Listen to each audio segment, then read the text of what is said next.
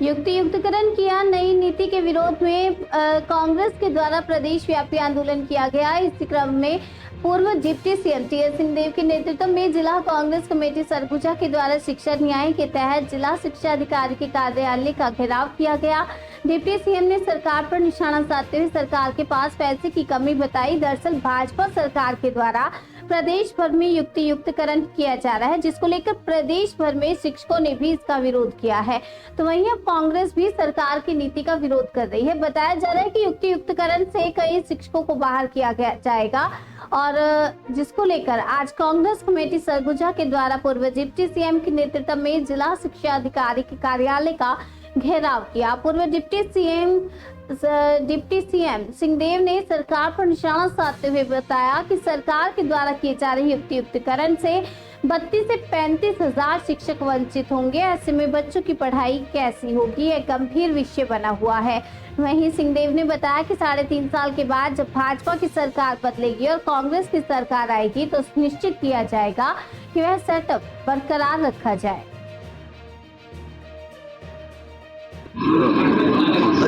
करने वाले क्या मुद्दे? जिला कांग्रेस कमेटी के तत्वाधान में जिले के सभी ब्लॉक से साथी आए हैं, वरिष्ठ साथी भी आए हैं और घेराव के माध्यम से ये संदेश देना है कि आप गुणवत्तापूर्ण शिक्षा उपलब्ध कराने की दिशा में नकारात्मक कदम ले रहे हैं। ये सरकार 1+2 का जो सेटअप प्राथमिक शालाओं का है, जिसमें 5 कक्षाओं में 5 कक्षा को मिला के 18 विषयों की पढ़ाई कराई जाती है।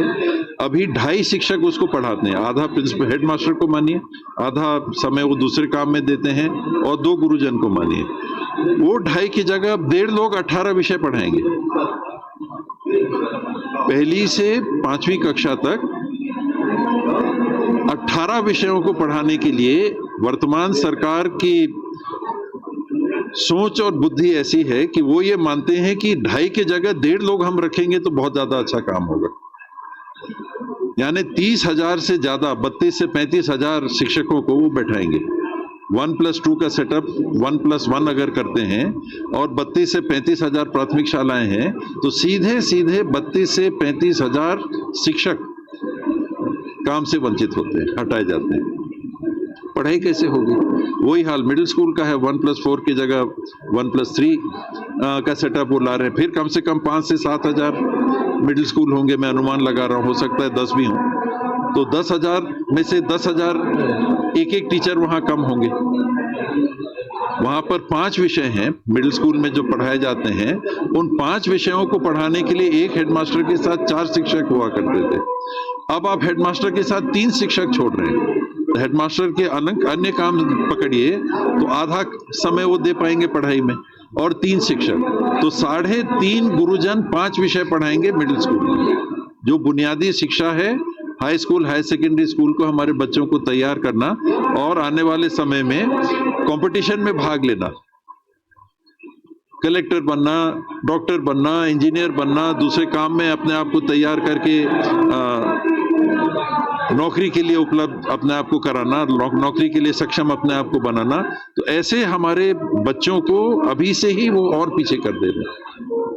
इस बात का विरोध है और मुझे विश्वास है कि ये सरकार 3.5 साल में जब बदलेगी, कांग्रेस की जब सरकार आएगी, तो वो जरूर सुनिश्चित करेगी कि ये जो सेटअप है वो बरकरार रहे।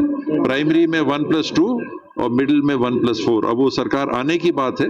मुझे विश्वास है जिस तरह से ये सरकार अनेकों पैमानों पे चल रही है, ये बदली ही जाएगी और जब बदली जाएगी तो कांग्रेस की सरकार जरूर सुनिश्चित करेगी कि 1+2, मैं तो अभी नहीं कह सकता, मैं अधिकृत नहीं हूं, पर मेरा विश्वास है कि कांग्रेस की सरकार 1+2 और 1+4 के सेटअप को बरकरार करेगी। छत्तीसगढ़ में भाजपा सरकार के द्वारा 33,000 शिक्षकों के भर्ती करने की बात कही थी, जिसको लेकर पूर्व डिप्टी सीएम ने भाजपा पर दिखाया था और बताया कि 33,000 शिक्षकों की भर्ती करने की बात कहने वाली भाजपा सरकार के द्वारा 35,000 शिक्षकों को निकाला जा रहा है, जिसका कारण सरकार को पैसे बचाना है।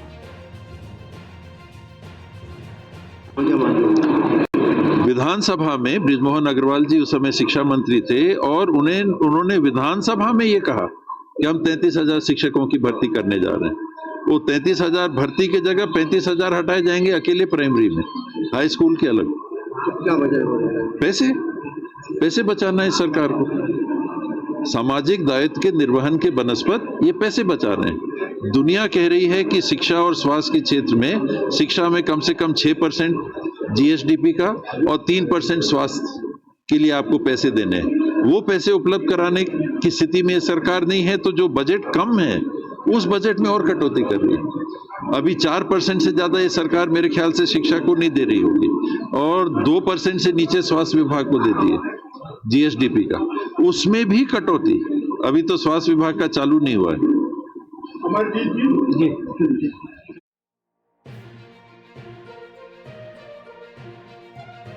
इधर कांग्रेस कार्यालय राजीव भवन से पूर्व डिप्टी सीएम टीएस सिंहदेव के नेतृत्व में जिला शिक्षा अधिकारी के कार्यालय का घेराव किया और घेराव करने पहुंची कांग्रेस मटकों ने जिला शिक्षा अधिकारी के कार्यालय का जमकर घेराव किया और जमकर नारेबाजी की। सरकार के युक्तियुक्तकरण करने के फैसले का जमकर विरोध कर जिला शिक्षा अधिकारी को ज्ञापन सौंपा।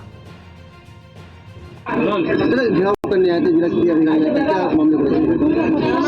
सीधे सरकार रिसोर्सेज इकट्ठा नहीं कर पा रही है, रिसोर्सेज की उसके पास कमी है, इसलिए कुठाराघात छोटे छोटे बच्चों और शिक्षा के व्यवस्था में कर रही है।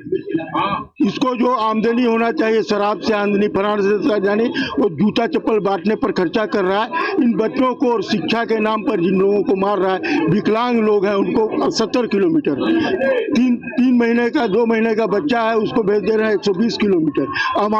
अमानवीय आधार पर यहाँ पर किया गया है और भाजपा कांग्रेस देख के किया गया है, उसका आपत्ति दर्ज किया है। और मैंने बोला है कि जिस दिन हमारा सरकार बनेगा, ये आक्रोश केवल कांग्रेस का नहीं है, शिक्षकों का नहीं है, छात्रों का नहीं है, जनमानस का आक्रोश है, इसको ले उड़ेगा और उस दिन आपसे ही इस युक्तियुक्तकरण की व्यवस्था को मैं दुरुस्त करवाऊंगा।